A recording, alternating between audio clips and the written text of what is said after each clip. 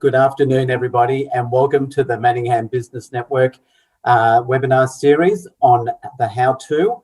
We're putting together a series of webinars in collaboration with the State Government of Victoria, and many thanks to the State Government for supporting us and making this possible. It's awesome. We're involved in working together to help businesses or local businesses to in their COVID recovery, to enable them to move or do the transition from being in lockdown to doing business and all the trials and tribulations that go with that. So we've put together a whole lot of speakers, and we've had some people who have been speaking recently. We've got more people coming up, and they'll be looking at different areas that business owners need to be addressing in terms of COVID recovery and building their business. So have a look on the Manningham Business Network site. Under webinars, you'll find past webinars that are accessible, and you've got the future ones that you can book into. So that's what's going on and what we're about to experience. Jamie, if you want to come off mute, I'd love to introduce you to everybody. Okay. Jamie, good to see you. Hello. Jamie Gemmell is from a company called SearchJam. Jamie today is presenting his series on how to set up and use Google AdWords without breaking the bank. So this is a hands-on exercise. Make sure you got your notepad and paper with you. Jamie's got a lot of information. If you have any questions, type them into the chat box. Jamie will get back to you at the end of the webinar and through the course of the day to answer your questions. We'll also be following you up to make sure that you're fully supported and all your questions are answered. And I reckon that's enough from me. I'd like to introduce Jamie Gemmell from SearchJam. Jamie, it's over to you. Thank you. Okay, thanks, Peter. Okay, so we're going to go through how to set up and use Google Ads. First, a little bit about myself. I'm Jamie Gemmell. I run a company called SearchJam. We're a small digital marketing agency, and we specialize in SEO and Google Ads and website audits. So we're going to be going through Google Ads today, and I'm going to show you how to use them effectively. So there's three different types of Google Ads that we're going to be talking about today. There's going to be search ads, display ads, and shopping ads. But instead of just reading off a screen, I'm going to show you some live examples. Okay, so the first one we're going to look at is search adverts. So search adverts are based on keywords. So when you type something into Google, if an advert matches the keywords that you've actually typed in, then it's going to show you an advert. So you can see here we're doing it for Gardeners Doncaster East. So the first four listings here are companies who are paying for those words. So you can see here, now at the moment, it's not costing these companies anything to for me to see these adverts, but if I press on one of these adverts, it's going to charge the company. So out of respect for them, I'm not just going to press on the advert for it there. So you can see here that we've got different amounts of space here. This one here's just got the title up at the top. This one's got 3 lines of text with links at the bottom out to different pages. And again, if I pressed on any of these, it would go through to their website and they would be charged. So this is what a search advert looks like. Now, I'm just going to go through the things which are on the search engine result page. So normally you would see up at the top an advert, and then you would see a map. If you're doing a search for a place with a location, a search for a keyword with a location, it's going to bring up a map. So you see here, it's bringing it up for Doncaster East. Now, with this is all related to Google My Business, which I believe Alison from Pinpoint Local did a webinar on last week. So that's worth checking out, because she'll be talking about how to manage your Google My Business to make sure that it appears in the map listings. It's possible to put adverts in here as well if you wanted to, but in this example here, it's only showing 3 local businesses. But if you pay for an advert, you would get 4 listings, and at the top it would be an advert. So this is the maps in the Google My Business there, and then underneath it you've got the organic listings here. So these are the sites which in Google's opinion are the best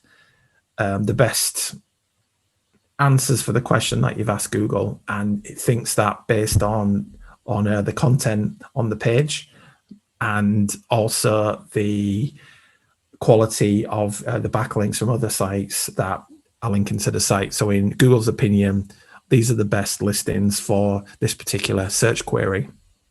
If we go right down to the bottom as well, you'll see that you've got adverts down here as well. So there are 7 different businesses bidding for this particular keyword, and it's an auction system. When you place a advert, it's based on the auction system works based on the amount you're willing to pay and how relevant your advert is. So you get assigned a thing called a quality score, and that quality score will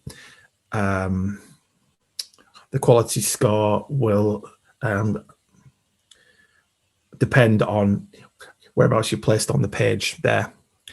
Now, something I will talk about in the tips later on is that you don't always necessarily have to be first.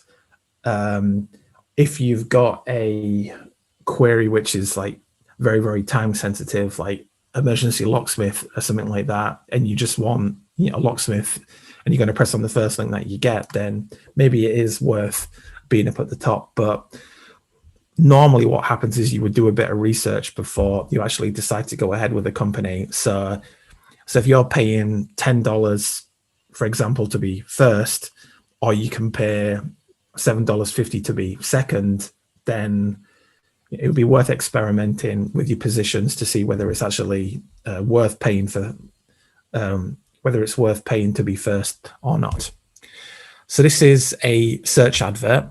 And then the next one we're going to look at is a shopping advert. Now, anyone who knows me knows that I like trainers. So I thought I'd use this as an example. So you can see here that I've done an example. I've done a search for red Nike trainers, and it's showing a list of the companies who are actually selling these things. And also it's showing me a search ad as well. So this is an example of a blended search result. So at the top, you've got Google Shopping, which is if you're selling a product. Now, when you're doing this, you have to set up a thing called a Google Shopping feed on your site. So you can have these linked into Shopify sites will do it, WooCommerce sites will do it. So you'd have a feed with all of your products. And if your search query, matches the intent, then it will show an advert. So you can see we've got the shopping adverts there. We've got a search advert here. And then because it's not a local based search, you see how it's not showing me any map listings, because I'm just, searching for red Nike trainers, and it thinks that Nike red shoes are the perfect listing for it. And then you can have a blended search result. So you can see here, this is an example looking for florists in Doncaster East. So you see at the top, we've got the search listings. On the right here, these are shopping ads. Then you've got the Google My Business there. And then here you've got the listings for the organic search results. And at the bottom, excuse me, then at the bottom, we've got another advert there. Okay, so now we're going to set up a search campaign so I can show you how it works from scratch. So, okay, so this is me logged into the Google Ads interface. So we're going to start a new campaign. Now, Google will give you lots of hand-holding. Now, the hand-holding that they give you isn't always the most efficient for you. But you can see here, it likes to make things easy. So we've got different types of campaigns. So you can see here, you've got, if you're trying to drive sales online, it will do a it's recommended to do a search, a display, a shopping, video campaign, and so on. But the one I'm going to do here is the create a campaign without a goals guidance. Okay, so I want this to be a search campaign, and then I can choose what I want to happen here. Let me move this over to the side a bit. Okay, so you can see here I can choose what I want to have from the campaign: website visits, phone calls, app downloads, etc. So if I put a tick in the website visits, it's going to ask you to put in the website address, and then it will help you along. But I'm going to set it up manually, so I'm going to leave that unticked. Then I'm going to continue. Okay, so you can see here you need to give it a campaign name, and then you've got the different networks. Now I just want it to appear on Google, so I'm going to take the tick out of search partners and also the display network, because I just want this to be a text advert for me. In the show more settings section, you see here you can specify start and finish dates as well.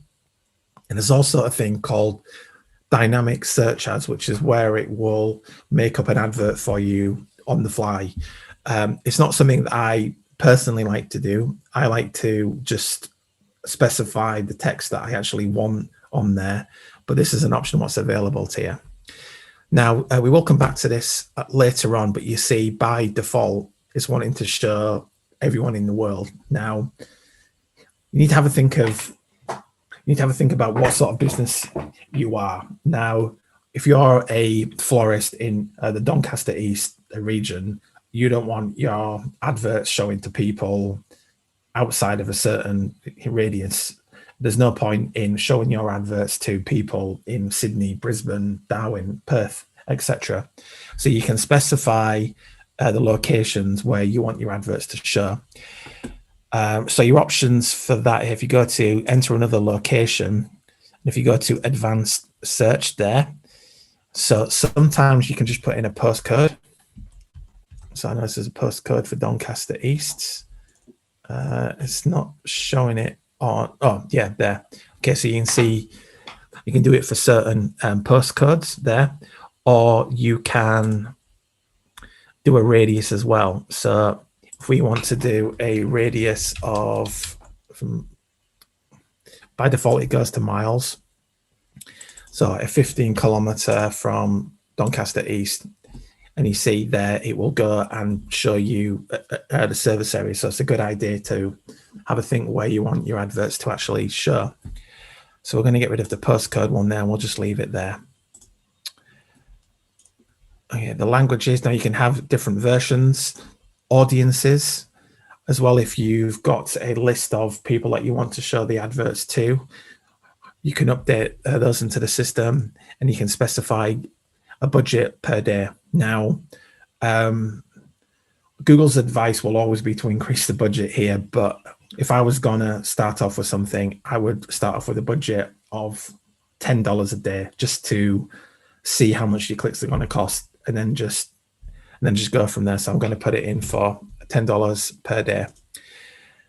Then you got the bidding strategy. Now, if we go here to the clicks section, now what you're interested in as a business owner is relevant people coming to the site who take action, and we want to concentrate on conversions. So conversions are something where you have specified an action on your website. So for example, if you're sending somebody to your website, and if they fill in a form or if they press on a phone number, that can trigger a conversion. So you want to make sure that you have your conversions set up. Now, it's unlikely that you'll ever get 100% conversion rate, because if you got 2 people coming to your site, one person clicked on the phone number, that would be a 50% conversion rate,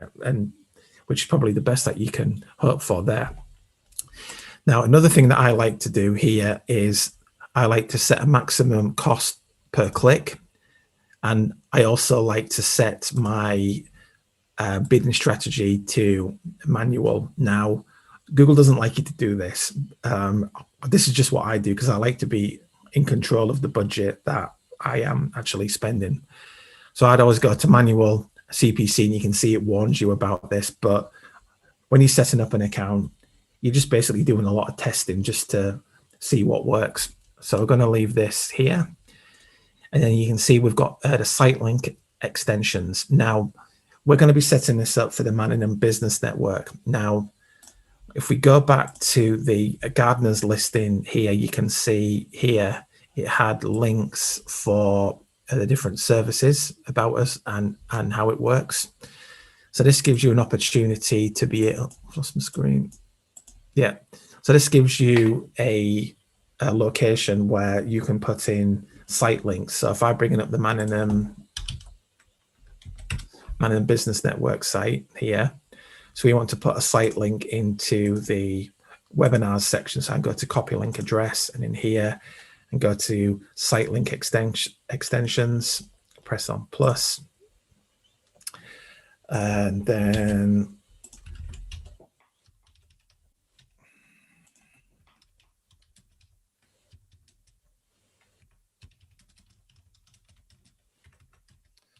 very good typist. You're seeing here that you've got a limit of 35 characters and you can have 2 lines there. So sometimes you need to be a bit smart with the way that you actually go and put the text in there, because it won't let you have excessive capitals or spelling mistakes or excessive punctuation.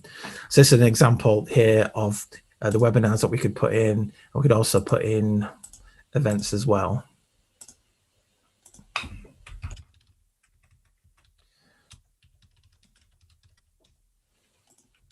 Okay, so you can put as many in here as you like. Now, these are not always going to show with your adverts, but these are examples of what you can put in there. You can also put out call out extensions, which are things like how long you've been in business, the areas that you service, and so on. So we're just going to keep this very general at the moment, and then go to press save. That's going to save the put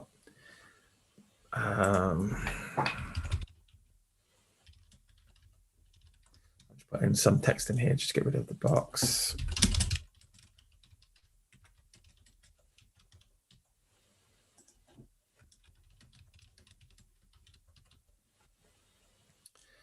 Okay, so press on save. And then you can put more of these into the system if you want. And then I go to save and continue.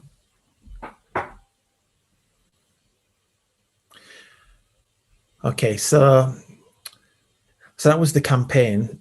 Now we're into the ad groups. Now I'm just going to go back to another slide that I've got here. So we'll talk about the structure of a campaign. So the campaign is the top level, which is where you set the location of the adverts and also what the budget is. Now, underneath the campaign, you've got ad groups. So you can have multiple ad groups, but each ad group includes keywords and adverts. So to take it back to the example of the red trainers, you would have a campaign called trainers, and then you would have ad groups called red trainers, and you would have an ad group called green trainers.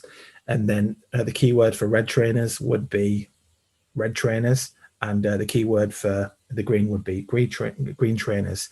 And the advert that you write would be specific for the keywords that you've got in that ad group. So there'd be no point in people searching for red trainers and then you sending them to a page about green trainers, because, well, for a start, it's not what they're interested in. You're going to get charged more for that because it's not relevant, and they're probably not going to convert and take the action that you want there.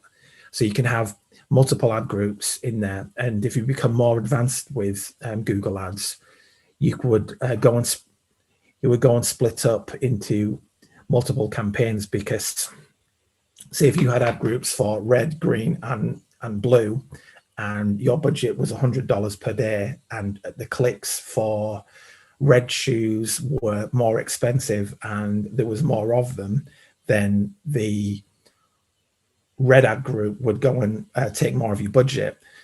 But you might find that although there's less clicks for green trainers, the people who do press on the link are more likely to convert, and the clicks are cheaper there. So you can sometimes have I normally call it a greedy ad group.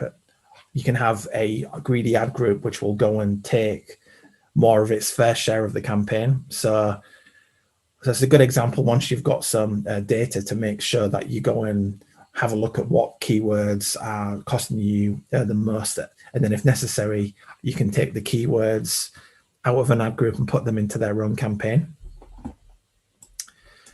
So in this example here, we've got the ad group. So I'm going to say that the default bid is going to be $1 there. Now, you can put in a website address in there and it will tell you the keywords that it thinks are most relevant. But really a good way to come up with your keywords is to think, what am I selling? What words are people using when they're looking for a business like mine? So should have a good think, because people are probably not going to know what your business name is. So have a think about the sort of words that they would be using to go and find a service if they didn't know who you were. So for example, if we go back to the Doncaster, the gardeners section here, maybe you've got services which are tree pruning, tree removal, which sounds like the same thing, but you might find that the clicks for tree removal will be cheaper than tree pruning, and so on. So it's a good idea to have a think about the sort of words that people will be using to find your services. So we're going to search for our keywords are business networks. Now you can see down here, you've got different types of keywords. You've got broad matches and you've got phrase matches. Now, broad matches are just that, the very loose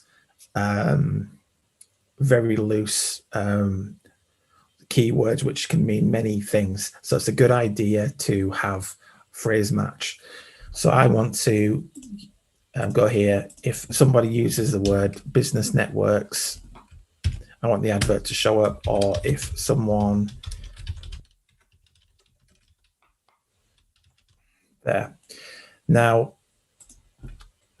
something that a lot of people say is, why should you bid on your own business name? Because we are Manningham Business Network. Why would you bid on your own name?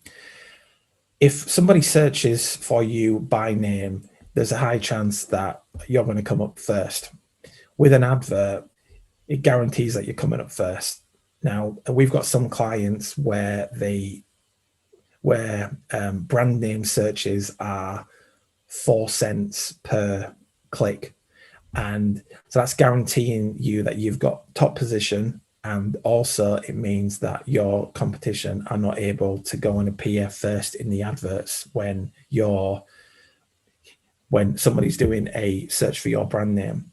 Now, it is possible to do a search. It is possible to do other people's brand names as well if you wanted to, but you would pay more for the advert because the page that they're landing on isn't relevant to the search query. For example, if you were a car manufacturer, I'll use the example Ford. If you were selling a Ford car, and if you were, say if you're doing a campaign for Mazda, you would be able to have when somebody types in the word Ford, a Mazda advert would appear. But of course, because when somebody searches, they're looking for Fords, so your Mazda advert isn't relevant. So you would pay more as Mazda for clicks through to that, because it doesn't match the intent of the person actually doing the search. Okay, so you can have as many of these ad groups as you like within a campaign. And then once you've done that, you press on save and continue. Now, Google now want you to do these responsive ads, which is basically where you give it a load of different headlines and descriptions, and they will make up adverts based on headlines and descriptions. Now, I personally don't like doing this. I like to do text ads, but the best way to do it is to test both of them. So do an example with some responsive ads, and do an example with some text ads, and just see what the results are. Just go by what the data tells you rather than your personal preference. So in this example here, we're going to go back to the text ads here. So you see it's warning me here that it doesn't want me to do this, but again, I found better results having your own text ads, but you should do your own research. Okay, so you can see in here we need to make up an ad, and over here on the right hand side it shows what the ad is going to look like. It's picked up the webinars and the upcoming events from the site link extensions that I did earlier on. So the first thing we need to tell it is the final URL, which is the landing page. Now, normally you would set it up so the landing page is relevant to the query. So in the example that I was given before about the red shoes and the green shoes, your adverts in the ad group for red shoes should always land on the red shoes page, and the green shoes should land on the green shoes page. So in this example here, we're just going to do the Man in Business Network homepage. We go back here. So this is the final URL. And then you've got 3 headlines here, each with 30 characters. And then you've got the descriptions as well. So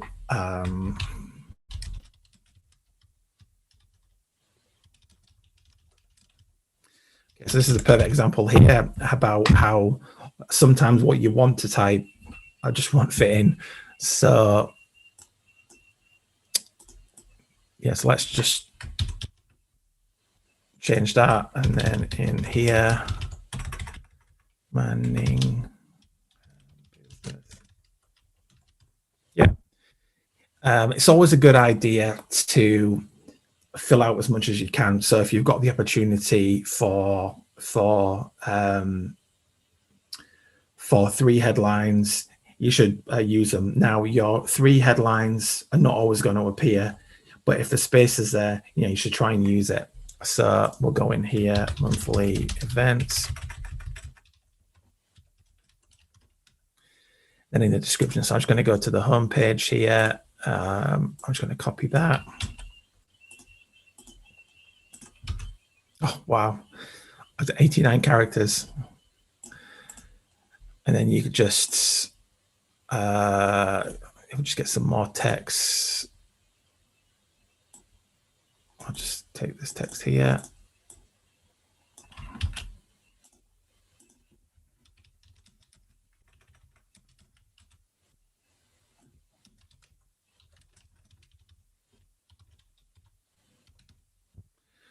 Okay, so you can have multiple adverts if you want to, and it will rotate around the adverts, and it will show them equally. And then it's possible to either get it to show the ones which are getting more conversions, or you can go in there and you can pause them manually. So once that's done, you go to save and continue, and it will prompt you to create some more adverts. So you see it's telling me that it wants me to create 3 adverts. You should always initially start with at least 3 adverts, just to make sure that there's enough variety in the adverts which are showing. But I'm just going to ignore that for the time being. I'm just going to press on publish. So what happens now is that, so you see here we've got the search campaign, and then within here we've got the ad group. And then within here, we've got the keywords, search keywords, and then within here, we've got the ads as well. Now, all adverts have to go for review. So you can see here that it's saying under review. It can take half an hour, or it can take up to 24 hours for an advert to be approved in there. If it's not improved, if it's not being approved, it will come back and it'll tell you what's wrong, and you go in, you make the change, and then it goes back for review automatically there. Okay, so the top mistakes that I see when people are running their own ad campaigns is these. So you need to make sure that you are showing your adverts in the relevant locations. So if you're providing a service, like say, for example, a delivery service, you don't want to be delivering a pizza to somewhere 50 kilometers away. So you don't want to be showing your adverts there. So make sure that you've got your location targeting set up. You need to make sure that you keep an eye on your budgets and don't just blindly take the recommendations from Google in how much to spend. So you need to ideally, excuse me,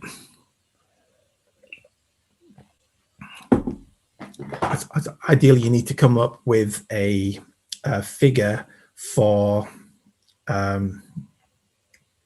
sorry, losing my train of thought there. You need to have a think about your conversion rate, and you need to think about are the adverts actually working for you, and are you able to put more money into the system to go and generate more leads? Like if you can put $10 in and each lead that you get is worth $100, you need to work out what your capacity is, and then you can go up that capacity if you need to. Conversions. Now, by default, it doesn't make you set up conversions, but conversions are really important because you need to make sure that your adverts are effective. So your adverts need to be good enough that when people come to this site, that they're actually taking the action that you want as well. So the amount of clicks through to the site, doesn't really matter. It's the conversions that actually, really matter, and you should always go by your conversions. To set up conversions, you need to have access to the website to put a little snippet of code onto the website, or you can do this through Google Analytics as well. It's a good idea for ease of use if you're going to be doing ads and you're going to be doing Google My Business and you're going to be doing Google Analytics. It's a good idea to have the same account, have access to all of them, and then all three services will go and talk to each other. Once you've got your conversion set up, you've got devices and schedules. So the three different types of devices that you've got, if we go to devices here, you can see we've got computers, mobile phones, and tablets, and it lets you either increase or decrease how much you'll bid by up to 25% on these different devices. So by looking at your data, you might be able to see that somebody on a computer goes and converts at a rate which is 3 times that somebody would on a mobile phone. So you want to pay more for somebody coming through on a computer, or the vice versa. Maybe you get a lot of clicks from computers, but people don't convert. So you could go and reduce the amount that you're willing to bid there. Schedules as well. So it's possible to go and time your adverts to appear. By default, they will want to appear 24 hours a day. But if you're a service business and you're not open, you could question, why do you want your adverts to show when you're not open there? And also you can stop them appearing at a certain time, and you'll be able to go through your through the time schedule, and you'll be able to see when you get your most clicks. So if you're doing a same day gardening service, then you might want to pay more for clicks that come in between 6 o'clock and 8 o'clock in the morning, because you want your staff to be able to go out there today and go and do a job. So it's worth paying extra, because you found, based on your data, that the adverts which you clicked on during those time frames convert at a better rate. So that's a good idea. You can go through there, and again, you can increase and you can decrease bids based on those times. Positioning as well. Now,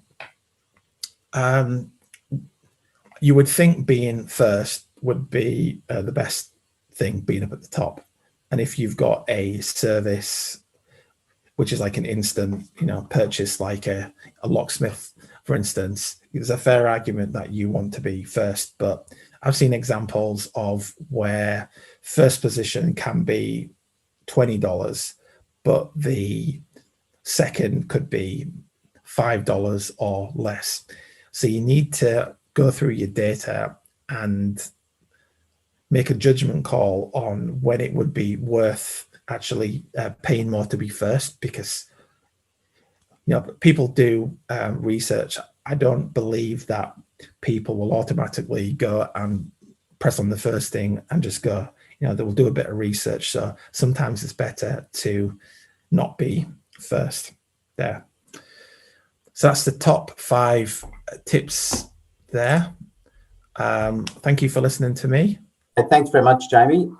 Great information, lots of tips, and everybody, you'll need to go and have a look at this video again and take some great notes. So Jamie, if people want to know more about you and your work, how can they get in touch with you? Send me an email, jamie@searchjam.com.au, or you can give me a call on 0438 781919. Fantastic. Okay, so we've all got the skills and the tools now to go and put some AdWords together. We're going to follow everybody up that's been on the webinar and keep in touch. And once again, thanks to Jamie from SearchJam and to the State Government of Victoria and the Manningham Business Network for putting this webinar together. So thank you everybody for attending, and we'll see you at the next webinar.